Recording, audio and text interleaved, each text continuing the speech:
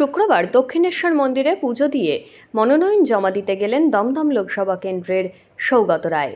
তার সঙ্গে পুজো দিয়ে মনোনয়ন জমা দিতে গেলেন বরানগর বিধানসভা কেন্দ্রের প্রার্থী সায়ন্তিকা ব্যানার্জিও।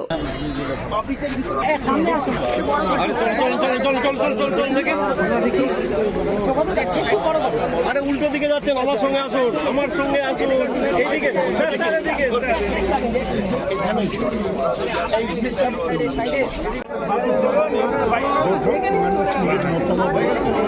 আমি নিশ্চয়ই আশা করি আমি জিতব। লড়াইটা এবার কি আগের মতনই হবে না, টাফ হবে না তো? দেখছি না তো সেরকম বিরোধী একটু ভালো করে।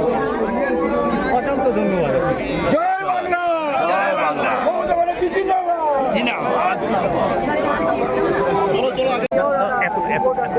মায়ের কাছে কি চাইলেন? আজকে তো নমিনেশন। অবশ্যই আশীর্বাদ চাইলাম, সবার মঙ্গল কামনা মা করুক, আমাদের সৌগতদাকে আমাদের আশীর্বাদ করুক, আমরা যাতে জয়যুক্ত হই। আমাদের মমতা বন্দ্যোপাধ্যায়, আমাদের দিদিমণি যেন ভালো থাকেন, সকলে মানুষজন সুস্থ থাকেন, এটা আছে।